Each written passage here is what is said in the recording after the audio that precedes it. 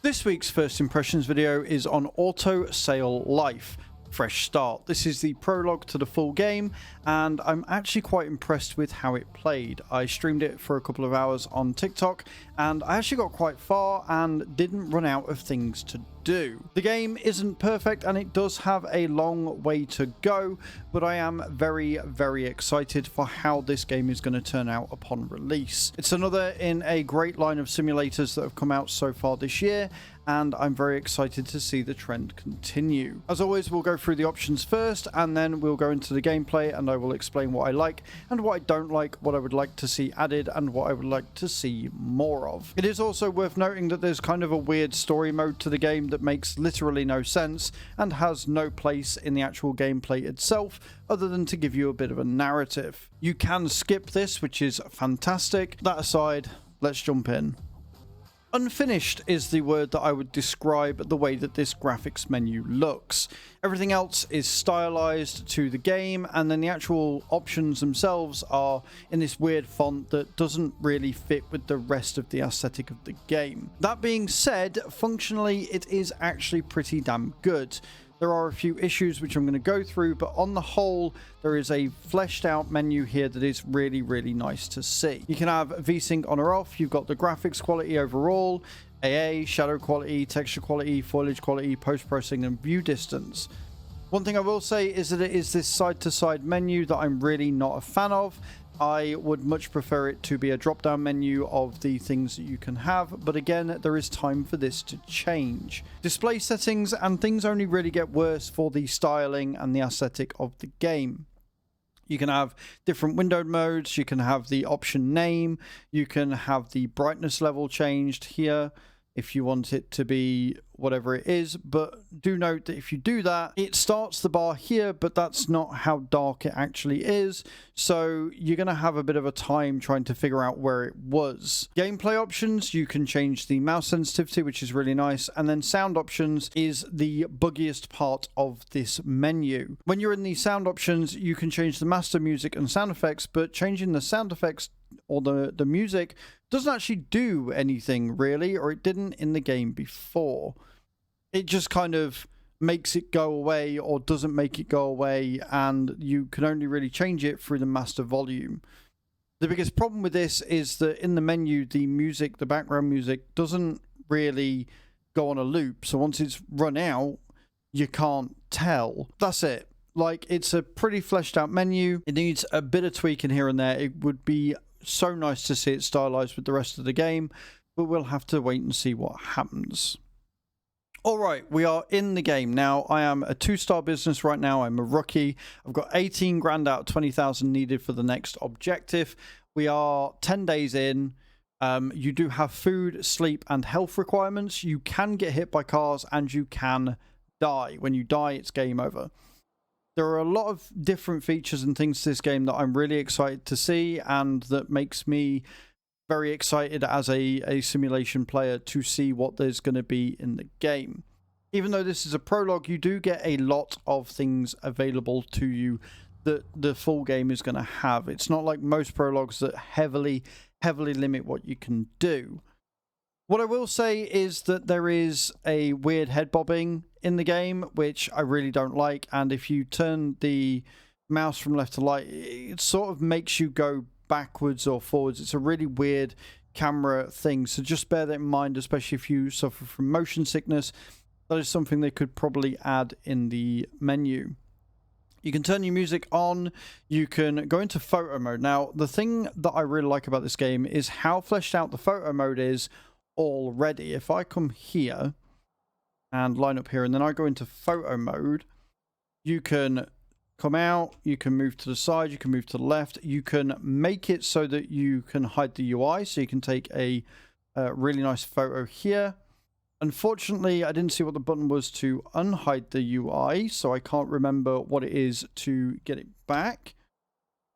That's a problem. There you go. So it's H. If you want to unhide the AI, you press H and it will come back again. Probably take note of that before you press the button.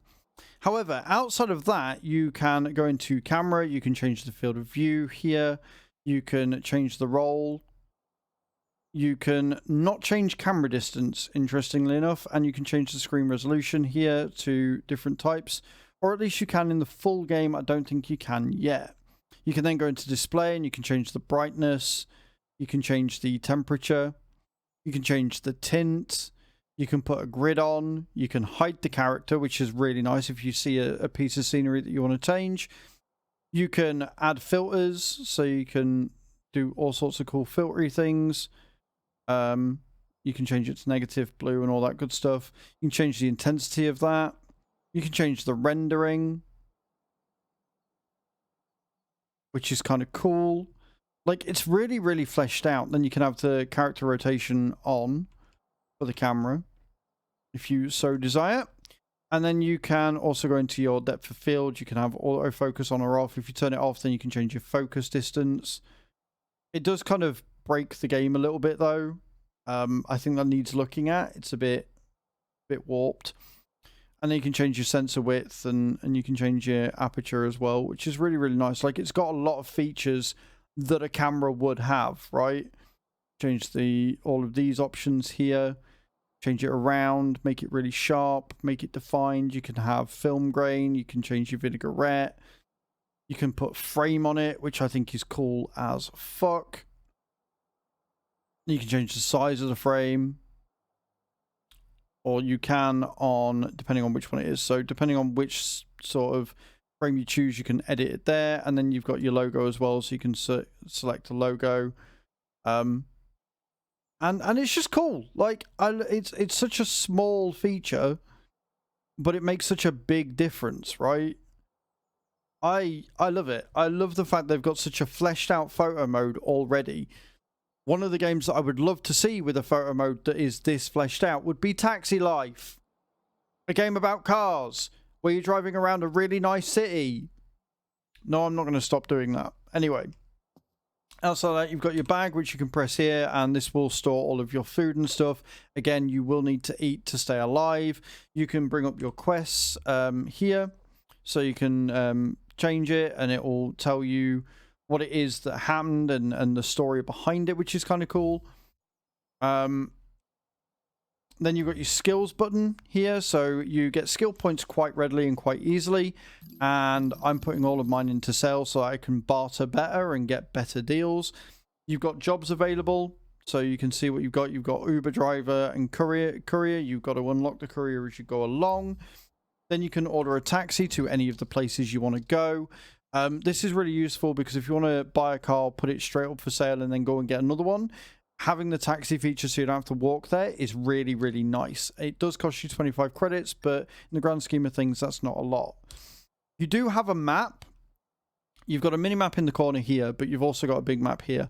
One thing I will say is that it is clearly not been finished yet. So I don't know if you're going to be able to go across this bridge later on, but this is all the map that I've really gone around so far, but it's nice that you can bring that up.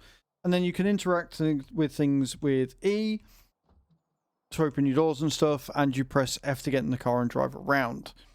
When you're in your office, you have a number of different things that you can do. You've got different photos here. It'd be nice with the photos that I've taken if I could put them on the wall. I don't know if you can yet, or if you're going to be able to in future games, but if you're able to take photos, it'd be nice if you could put them on the wall, especially if they're of cars that you're really happy with and stuff. On your PC, you have a number of different options. You've got games, which is not active for now. That's going to be in the main game.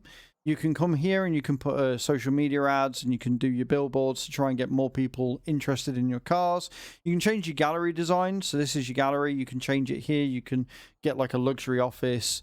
You can get a grand suite office and stuff like that, which is huge. You can then change the gallery design. It will show you how much it's going to cost here to do that. So you can change the wallpaper in the background. You can just change it different colors if you so design. You can change the outer wall, which I really like the fact that you can do that. It would be nice if there's going to be more of these customization, but at the same time, there's so much of it already. It's really nice to see.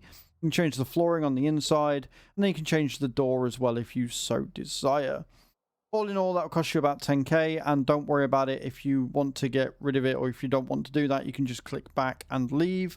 You can go into your furniture design here, so you can change the different furnitures to different styles that you want, and that will again add more price to it. I have just spent all that money on furniture. Be careful. If you click it, it adds it. Bugger. I've just spent 12 grand. Oh no. Okay, well, we're going to come out of that. So I've got a load of stuff in my furniture now. I've got a billiard table and I've got a TV and stuff. I mean, it's cool. It's nice. I love the fact you got a little night there.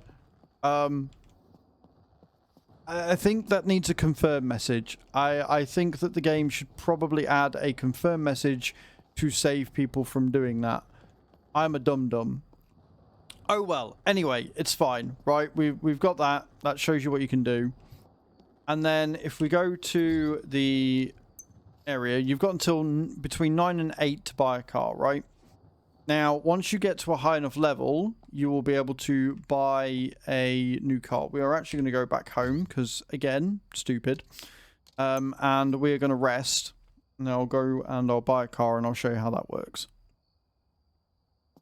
Resting is important in the game because if you don't, you will get too tired. You will start falling asleep at the wheel and that will cause your health to go down the Swanee, which is never good. We're going to sleep for 8 hours, I think. I can't remember what time we were on, but we'll sleep until then.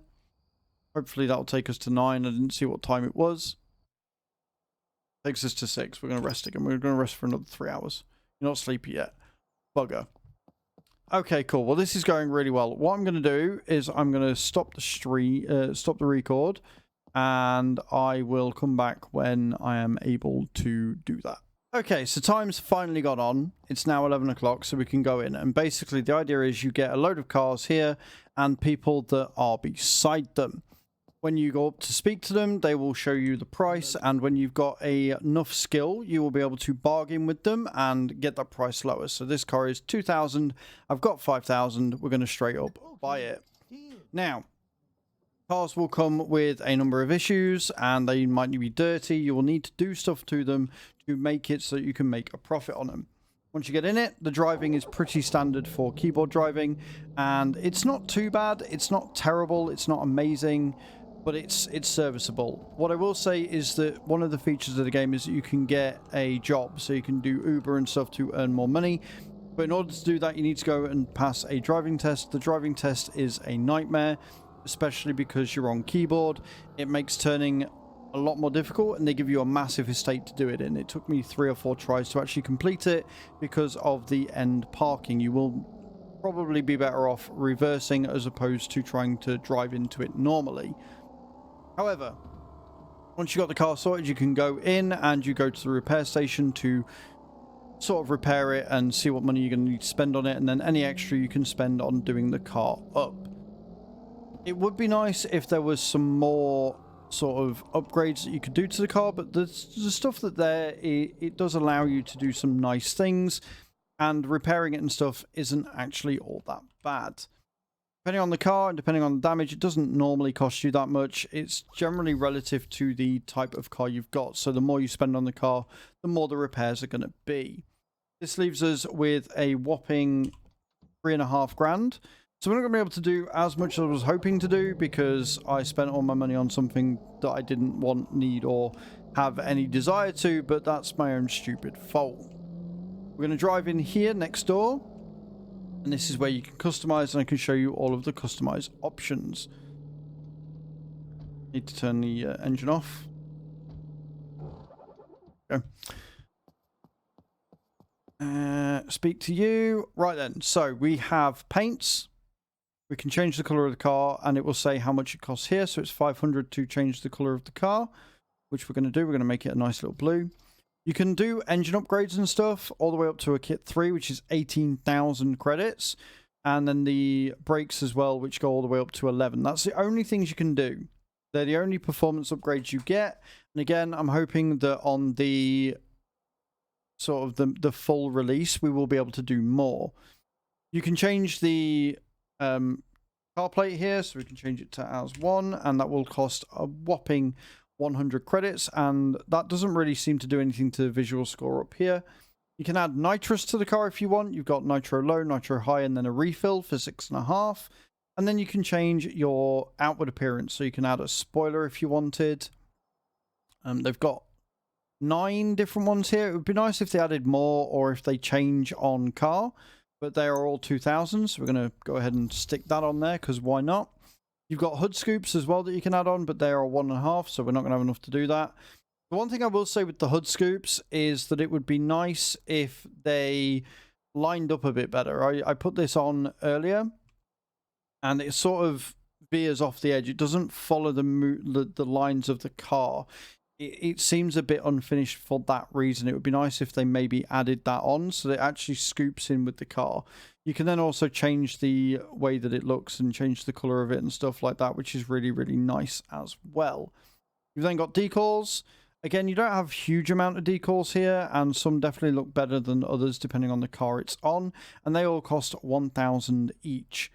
You've then got neons as well that you can add on and you can change, and again, that's another 1,000. I'm going to change, I'm going to add some neons on the car because it really does help the neon score, and the visual score is what is going to get you more money. Then once you've done that, you can jump back into your now sexual car. Look at that. Look at how a difference that makes. Turn the engine on, and we're going to drive and sell it. Now, if your car is mucky, you will need to clean it, and it costs you 30 credits to do that. I do not need to clean my car, and I have left myself with a whopping 1 credit, so hopefully I don't crash or do anything bad like that. We're going to drive back. We're going to put the car up for sale. And there are a few nice features with that as well, which I'm really excited to show you. And then we'll sell the car, and that is the game. And you do that to make profit, and then you expand, you know, change your gallery, change your house, get a bigger one, go on and go forth. And it's really cool. It's a very simple idea. The amount of customization and the amount of cars that there are quite nice. It would be nice if you could maybe later on or on full release change the wheels, change the... you know, put side skirts on, change the interior, go proper Need for Speed style with the car. And then what you can do is you go in here and you access the sale page. Now, there is some really nice customization features that I like with the sale page and some that seem a little bit dodgy. So, the car price was 2.5 grand. That's what they normally sell for. I paid 2 grand for it and I've put 4 grand into it. So we're going to change the description. You can write literally whatever you want right here, which is really nice. Makes it very sort of unique to each car. So we're going to put unique and very eye-catching little. And then in the price here. Now, the price affordability is an interesting system that does seem a little bit broken right now because you can put a price in, go again later, have a look at it, and the price will be too expensive. So, for example, if we put in a price of 1,000 here, this bar here says that it's very, very affordable. The lower the bar, the more affordable it is, the more likely you're able to sell it, right? So we want to sell it for at least 6,000 because that's how much we've spent on it. So 6,000 is still fine. If we were to put 12,000 in, the bar goes all the way up, and that is too much. So what you then have to do is you then go down and try and find a number that does not go to the red, right? What would be nice is if they had a sort of a drop-down menu, just so you don't have to type it in, right? A drop-down menu of predefined things and then maybe a custom would be a really nice feature. Once you do that, you hit confirm price, and there you go. The car is up for sale, and you basically just have to wait for somebody to come and buy it. If they give me 8 grand, then I've made some money back off all the money I spent on the gallery because I'm stupid. Puts a nice little for sale here, and then if you've got enough money to make a social media ad or whatever, you can probably use your photos and stuff that you've taken from that. Overall, this game has a ton of potential. I really, really like it. I like the amount of customization with it. There's a good range of cars. You can get rare cars in the game as well. You can upgrade your business star. Lots of objectives to do. There's a weird story to go with it. And so far, this is just the prologue. There is a lot of content here to unpack with the prologue to keep you going until the full game. And I am very, very excited for the full game. Let me know in those comments down below what you think. Don't forget to hit that like button and that subscribe button if you're not already. And I will see you all in the next video. Ciao, ciao.